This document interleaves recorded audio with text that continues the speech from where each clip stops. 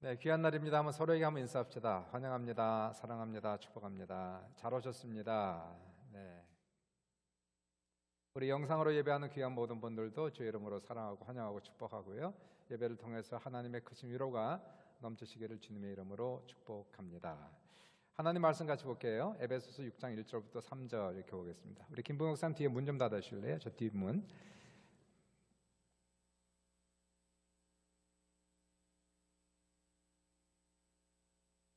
에베소서 6장 1절부터 3절 이렇게 볼게요. 자녀들아 주 안에서 너희 부모에게 순종하라. 이것이 옳으니라. 내 아버지와 어머니를 공경하라. 이것이 약속 있는 첫 계명이니 이로써 내가 잘되고 땅에서 장수하리라. 이 세상의 모든 사람에게는 낳아주신 어머님이 계시고 또 길러주신 부모님이 계십니다. 부모의 사랑과 희생 없이 결코 스스로 존재하는 사람이 없고 스스로 알아서 잘한 사람은 한 명도 없어요. 관찰을 해보니까 제 아내에게 얘기했는데요. 남자는 자식보다 아내를 더 사랑하고, 그런데 여자는 남편보다 자식을 더 사랑하더라, 그렇게 얘기했어요. 동의하십니까? 남자는 아내를 사랑하는데 자식보다, 근데 여자들은 남편보다 자식을 더 사랑하더라고요. 일반적으로 그래요. 저도 보니까 나이가 들면서 아이들은 걱정이 안 되는데 아내가 살짝 걱정이 돼요. 왜냐하면 내가 죽으면 아이들은 잠깐 슬프겠지만 문제없이 잘 살아갈 텐데 이 아내는 과연 잘 살아갈 수 있을까, 이제 그런 걱정이 살짝 됩니다. 그런 거 봐서는 역시 남자들은 아내를 조금 더 사랑하는 것 같아요. 근데 여자들이 남편보다 자식을 더 사랑한다고 우리 남자들이 억울해할 필요는 절대 없습니다. 왜냐하면 그것은 당연한 거니까. 이 어머니는 자식을 자신의 몸으로 낳았기 때문에 그게 당연한 거고요. 또 그게 옳다, 이렇게 얘기할 수가 있겠어요. 1988년도 겨울인데요. 12월 달에 아르메니아에서 강도 7의 최악의 지진이 발생했는데 사망자가 약 5만 명, 최고 10만 명까지 봅니다. 그리고 부상자가 약 13만 명으로 그렇게 추산을 해요. 나라가 지진에 전혀 대비하지 않았고 그러한 상태에서 건축물을 공사하다 보니까 사망자, 부상자가 아마 역사적으로 가장 많은 숫자가 이 아르메니아 지진에 나왔습니다. 그 당시에 이제 26살 되는 스잔나 페트로시안과 4살 딸 가야니도 무너져 내린 건물 속에 파묻히게 되는데, 이 어두움과 죽음의 공포는 밀려오고 이 어린 4살짜리 딸은 갈증과 굶주림으로 울부짖기 시작했어요. 이 엄마 스잔나는 아이를 살려야 되겠다는 생각으로 그 옆에서 유리 조각을 찾아내서 자기 손가락을 베어서 딸에게 자신의 피를 그렇게 먹였다고 합니다. 딸이 보챌 때마다 차례차례 손가락을 베어서 아기의 입에 손가락을 물려서 빨게 했다고 해요. 이들 모녀가 매몰된 지 14일 만에 극적으로 호출됐는데 이 엄마 스잔나의 손가락 10개는 맨 저보다 피먹먹이 되어 있었다고 합니다. 아마 모든 어머니들이 그러한 환경에 처했다면 다 그렇게 하지 않았을까 생각하는데요. 그것이 바로 어머니의 사랑이기 때문에 그렇습니다. 두레마을을 설립하신 그 김진옥 목사님, 지금 80이신데 가끔 자신의 어머니에 대한 간증을 설교 속에서 해요. 이분이 고등학교 시절에 무단 가출을 했습니다. 그리고 1년 동안 무전여행을 하다가 뭐 별 행상도 해보고 노동도 해보고 그러다 정신 차리고 집으로 돌아왔는데, 집으로 돌아와서 어머니께 어머니 이제 그만 다니고 이제 좀 공부 좀 하겠습니다. 그랬더니 그 어머니가 내가 널 위해서 매일 새벽 기도했는데 이렇게 돌아왔으니까 너무 감사하다. 그래, 이제부터 열심히 공부해라. 너는 머리가 명석해서 공부하면 큰 사람이 될 수 있어. 그래서 김진호 목사님이 어머니에게 어머니 제가 공부하려면요 참고서가 좀 필요한데 돈을 좀 구해 주십시오. 그랬더니 어머님이 염려하지 말아라.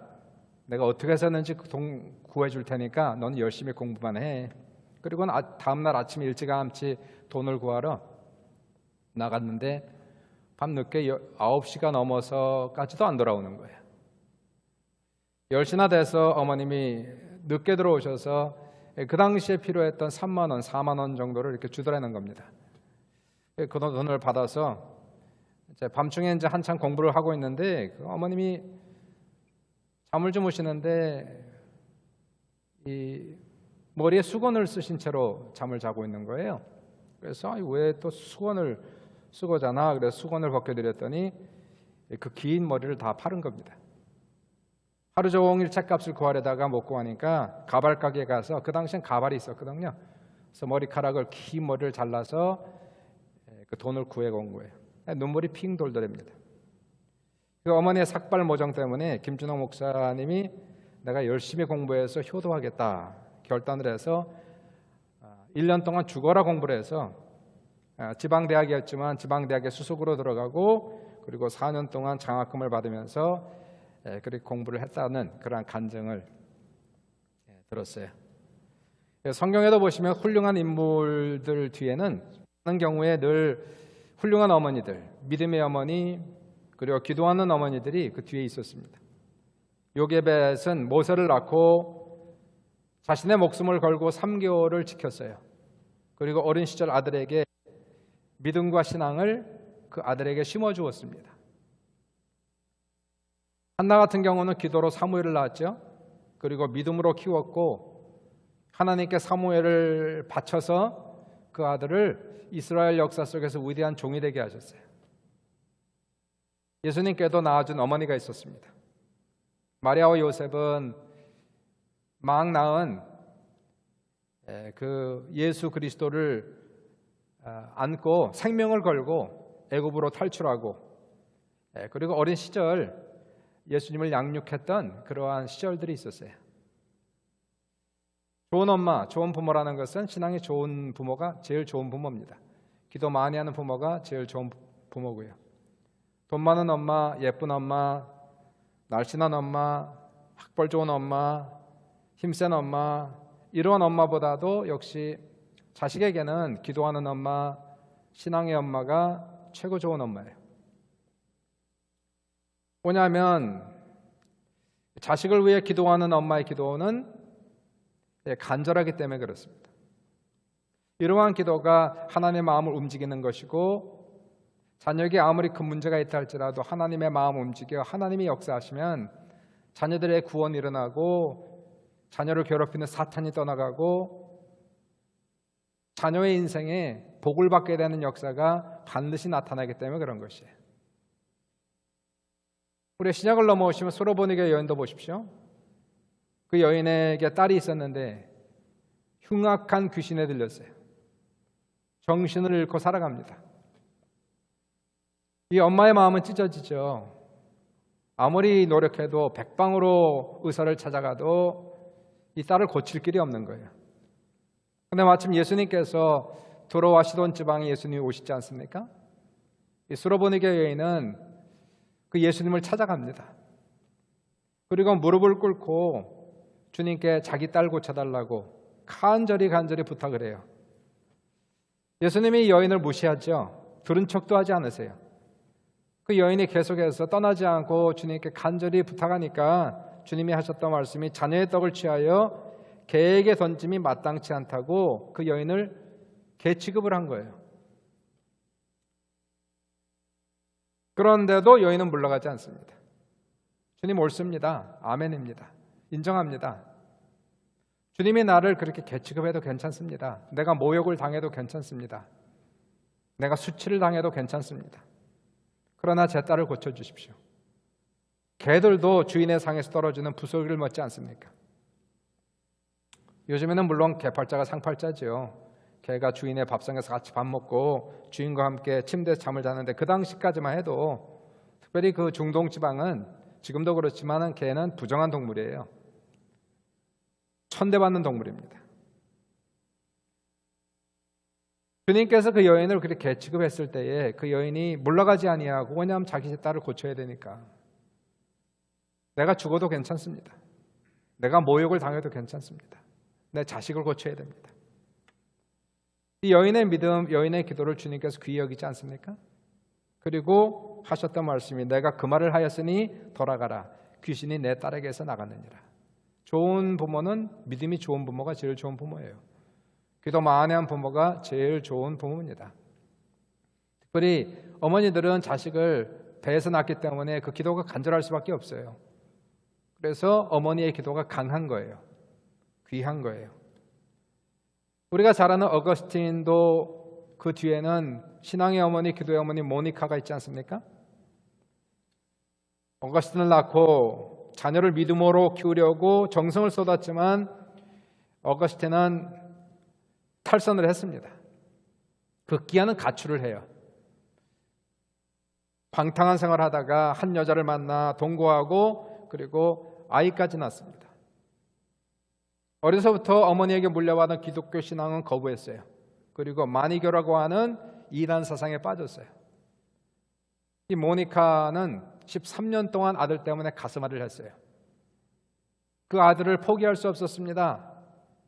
아들을 위해 생명을 걸고 기도했어요. 그 아들을 구원해달라고. 하나님이 교농답 하시지 않습니까? 어거스틴이 밀라노에 갔었을 때 우연히, 말이 우연이지만 우연이 없습니까? 답이죠. 우연히 암브로시우스라고 하는 유명한 그 기독교 설교자를 만납니다. 그분의 설교를 들으면서 어거스틴이 큰 은혜를 받아요. 설교였습니다. 그 설교 말씀에 푹 빠져서 신앙생활하다가 결국 중생하죠. 새 사람 되죠. 그리고 자신의 삶을 평생을 헌신해서 신부가 됩니다. 나중에는 북아프리카 히포의 주교가 되지 않습니까? 그리고 평생 하나님을 섬기고 지금도 성 어거스틴은 기독교의 모든 신학을 집대성한 사람, 기독교에서 가장 큰 영향을 끼친 신학자로 기억되는 분이 어거스틴이에요.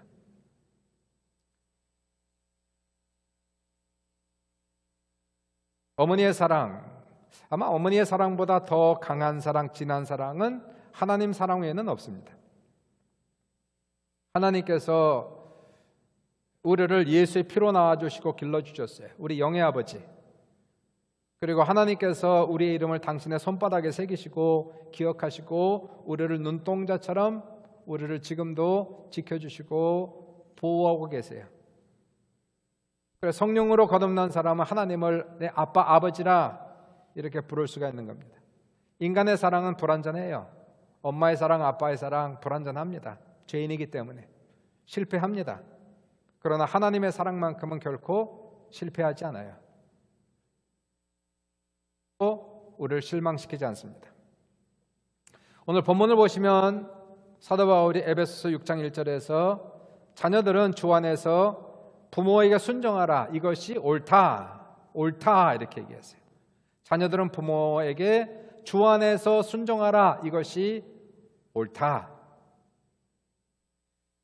이 말씀은요, 부모에게 공경하는 것은 성경을 떠나서라도 옳다는 거예요. 성경을 떠나서라도 상식적으로 옳은 일이고 만국통상 진리라는 거예요. 어떤 민족, 어떤 문화, 어떤 종교라 할지라도 부모를 공경하는 것은 도덕적으로 옳다라고 가르치고 있는 거예요. 물론 부모가 온전하지 않죠. 저를 포함해서 어떠한 부모가 온전합니까? 부모가 인간인지라 실수하고 자식에게도 죄를 범해요. 자식에게 큰 상처를 주기도 해요. 그래서 성경은 주 안에서 공경하라 이렇게 강조를 하고 있는 거예요. 주 안에서 공경하라. 예수님을 믿는 신앙 때문이죠. 그 신앙 안에서, 믿음 안에서 부족하고 죄 많은 부모라도 공경하는 것이 신앙인들에게는 옳다라고 얘기하고 있는 거예요. 부모님이 가난하다고, 못 배웠다고, 늙었다고 부끄럽게 여기거나 업신여기는 것은 하나님 앞에서 큰 죄라는 거예요.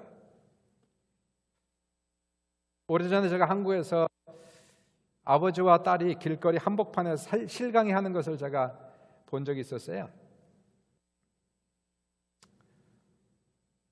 아버지는 택시 운전사인데 딸을 학교까지 데려다 주겠다고 하고 딸은 굳이 타지 않겠다고 우기고 있는 거였어요. 그 자리에서. 그 이유는 아버지가 택시 운전사라고 창피하다는 겁니다. 학교 갔는데 친구들한테 아버지가 택시 운전사라는 거 들킬까 봐 창피해서 안 타겠다는 거예요. 그걸 보면서 한참 예민하고 그 여자아이가 고등학생이었으니까 예민하고 감수성이 강할 때는 참 그럴 수 있겠다 생각했어요. 아직 철이 없으니까 그럴 수 있죠, 그 나이에는. 근데 우리가 예수를 믿고 신앙인이 된다면, 그 철이 들었다면 그럴 수 없다는 겁니다. 예수를 믿었는데 주 안에 들어왔잖아요. 예수 믿으면 이제 철 들어야 되는 거 아닙니까? 나이가 이제 먹었으면 어릴 때야 그럴 수 있다고 우리가 이해해 줄 수 있어요. 애들이니까 모르니까 철이 없으니까. 근데 우리가 예수도 믿고 나이도 먹었는데 그럼에도 불구하고 부모가 나이가 먹었다고 못 배웠다고 돈이 없다고 무시하거나 업신여기는 것은 이건 정말 큰 문제가 있는 거 아니겠습니까? KBS 방송에 그 행복한 세상에서 나왔던 이야기인데요. 남편이 세상을 떠나고 딸 하나 데리고 어렵게 사는 어머니가 시장통에서 만두 만들고 찐빵 만들고 하면서 근근히 생활하고 그 딸을 하나 키우고 있었어요. 고등학교 다니는 딸이 미술에 소질이 있어서 미술학교를 보내고 미술 학원을 보낸 거죠. 그리고 대학을 이제 준비를 하고 있었어요. 어느 날 엄마가 분식점에서 일을 하고 있는데 비가 오더니 장대비가 그냥 막 쏟아지는 겁니다. 잠깐 가게를 맡겨놓고 어머니가 우산 2개를 가지고 미술 학원으로 달려갔어요. 급하게. 그리고 들어가려고 했는데 자기 유리에 자신의 모습이 비친 모습을 보니까 너무 누추한 거예요. 다른 엄마들은 다 이쁜 옷을 입고 가는데 자기는 앞치마를 둘렀죠. 슬리퍼를 신었죠. 작업복에 밀가루가 덕지덕지 붙어 있죠. 자신의 모습을 보기에도 누추하니까 올라가지 못하고 그 밑에서 학원에 올라가지 않고 밑에서 딸이 내려오길 기다렸대요. 그러다가 3층에 올려다 보니까 마침 딸이 이렇게 내려다보면서 서로 눈이 마주쳤는데 엄마가 손을 흔들었는데 딸은 흔들어주지 않고 못 본 척하는 것 같았어요. 얼굴을 피하더니 다시 한번 흘끔, 또 다시 한번 흘끔, 그리고는 얼굴을 숨기는 겁니다. 엄마가 얼마나 큰 상처가 됐겠어요? 집으로 돌아왔어요. 한 달 후에 미술학원에서 작품들 전시한다고 초청을 받았어요. 참 망설였습니다. 또 딸이 창피할까 봐 망설이다가 미술학원을 갔습니다. 참 딸 걱정이 돼서 부끄러우면 어떡하나 그러면서 여기저기 그림들을 구경하는데 딸이 그린 그림이 눈에 확 들어오는 겁니다. 제목이 세상에서 가장 아름다운 모습. 그 그림은 바로 앞치마를 두르고 슬리퍼를 신고 밀가루가 덕지덕지 묻어있는 그 어머니가 우산을 2개 들고 비가 오는데 딸이 내려오길 기다리는 모습이었어요. 그 딸이 흘끔흘끔 쳐다본 것은 엄마가 부끄러워서 그런 것이 아니라 그 모습을 화폭에 담고 있었던 겁니다. 딸이 뒤로 와서 엄마를 꼭 껴안는데 엄마의 눈에서 눈물이 확 쏟아지면서 그동안 힘들게 키웠던 모든 고생한 모든 것들의 위로를 다 받았다라고 그러한 방송이 있었어요. 2절과 3절을 보시니까 내 아버지와 어머니를 공경하라 이것은 약속 있는 첫 계명이니 이로써 내가 잘되고 땅에서 장수하리라 이렇게 말씀합니다. 우리가 다 하나님 복받기 원하지 않습니까? 잘되기 원하지 않습니까? 우리가 복받고 잘되고 형통하기 원한다면 답은 나와 있는 거예요. 가장 중요한 것은 하나님을 경외하고 부모를 공경하는 거예요. 하나님과 부모에게 효를 행하는 사람, 효가 중요한 거예요. 효가. 하나님 앞에도 효를 하고 우리 부모에게도 효를 행하는 것이 성경에선 복받는 지름길이다라고 얘기하고 있어요. 반면에 부모를 공경하지 않고 불효하는 사람은 하나님을 믿어도 절대로 복을 받지 못해요. 제가 우리 아이들 어렸을 때 자주 사용했던 성경 구절이 있습니다. 잠언서 30장 17절에 자기 아버지를 조롱하며 자기 어머니를 업신여기는 자의 눈은 골짜기의 까마귀에게 쪼이고 독수리 새끼에게 먹인다. 이 말을 많이 했어요. 애들이 날 째려보면 늘 그 얘기했죠. 그렇게 째려보면 골짜기 까마귀에게 쪼이고 독수리 새끼에게 먹인다. 아이들이 지금도 기억하더라고요. 성경의 부모에게 공경해서 복받은 사람들 생각해 보세요. 노아 할아버지가 술에 취했지 않습니까? 처음으로 술에 취했어요. 실수했어요. 그래서 벌거벗고 주정했어요. 추했습니다. 그에게 아들 셋이 있었죠. 셈과 함과 야벳이지 않았습니까? 셈과 야벳은 아버지의 수치를 보지 않았어요. 그래서 이불을 가져다가 뒷걸음질 쳐서 아버지의 수치를 보지 않고 덮어드렸어요. 반면에 함은 아버지의 수치를 보고 흉을 봤습니다. 어떻게 됐나요? 아버지의 수치를 가려준 셈과 야벳은 복을 받고 아버지의 수치를 드러내고 흉을 본 함은 저주를 받았단 말이에요.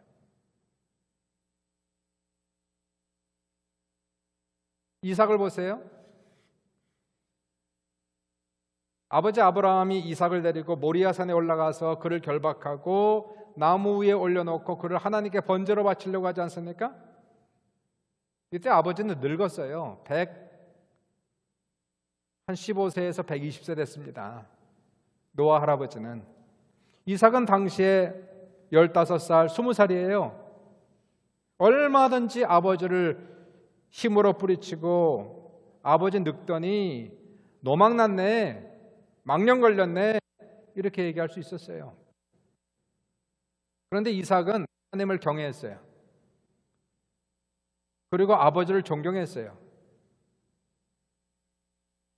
하나님을 경외하고 아버지를 존경했기 때문에 믿음으로 순종했어요. 주 안에서 순종했어요. 주 안에서 공경했어요. 결과적으로 이삭이 받은 축복은 말로 다 할 수 없습니다. 아브라함도 굴곡이 많았어요. 야곱도 굴곡이 많았어요. 요셉도 굴곡이 많았어요. 나중에는 다 복을 받았지만 굴곡이 많았어요. 이삭만 굴곡이 없었어요. 평생을 살아가면서 이분은 굴곡 없이 평안하고 형통한 삶을 살았어요. 이분은 땅을 파면 우물이 나왔어요. 우물이 나왔다는 것은 그 동네가 섰다는 거예요. 부자가 됐다는 겁니다. 무엇을 심든지 100배의 결실을 했어요. 성경 속에서 그래서 그가 그 지역에서 거부가 되었더라라고 성경은 기록하고 있단 말이에요. 미국의 초대 대통령인 조지 워싱턴은 효도하는 아들로 유명한데 그가 이런 말을 남겼습니다. 부모의 눈에서 눈물이 흐르지 않도록 하라. 부모에게 눈물 흘리게 하고 부모의 가슴에 못을 박는 사람치고 잘 되는 사람이 없다. 부모를 기쁘시게 해드릴 때 하나님의 축복이 이루어진다. 이렇게 그분도 기록하고 있습니다.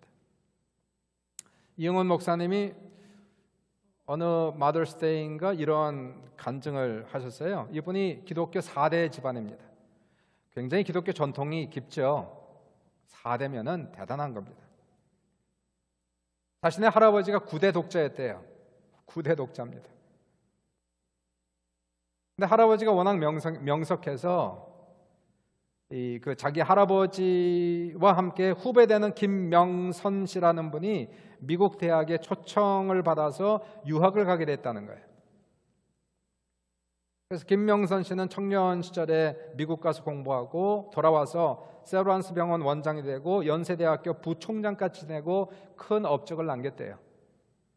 할아버지도 초청을 받았으니까 그 후배와 함께 이제 미국을 가기 위해서 준비를 하고 어머니에게 마지막 인사를 드리면서 어머니 저 미국 가서 공부하고 오겠습니다라고 이제 인사를 드렸는데 어머님이 울면서 예, 너 9대 독자인데 난 너 하나 바라보고 사는데 가면 어떡하니? 안 가면 안 되겠느냐? 뭐 지금이야 뭐 인터넷 있고 왔다 갔다 할 수 있으니까 되지만 그 당시에는 가면 못 오는 거 아니겠습니까? 연락도 못 하고. 자, 그 눈물에 그 할아버지 발걸음이 도저히 떨어지지 않아서 유학을 포기했대요. 그리고 어머니를 모셨다는 겁니다. 그런데 그 집안에 그 할아버지 집안에 복을 주셔서 9대 독자 집안에 9자녀를 주셨다는 거예요. 그리고 그 자녀들이 다 철저히 신앙 가운데서 잘 자랐고 그 집안에서 바로 조용기 목사님의 뒤를 이어 여의도 순복음교회 2대 목사가 나온 거예요. 하나님의 은혜지요. 하나님의 축복이지요. 우리가 다 복받기 원하고 좋은 날 보기 원하지 않습니까? 아주 간단해요. 효를 행해야 됩니다. 효. 첫 번째는 하나님께 효를 행하는 거예요. 하나님을 가장 사랑해야 돼요. 온 마음으로 하나님을 경외해야 돼요. 그리고 그의 말씀에 늘 순종하는 삶을 살아가야 돼요. 그리고 나서 또한 주 안에서 부모에게도 효를 행해야 됩니다. 우리가 다 부모의 은혜를 받아서 태어났어요. 그리고 성장했어요. 부모의 은혜를 어떻게 다 갚을 수 있습니까? 사랑은 내리사랑이에요.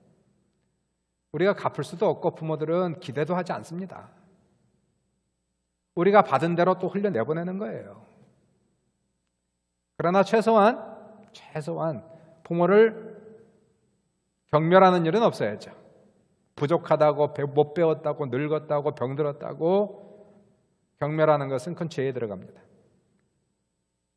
더 나아가서 부모의 마음에 상처를 주고 대못을 박는 그러한 일들은 예수를 믿고 나서 그러한 일을 행하면 결코 복을 받을 수가 없어요.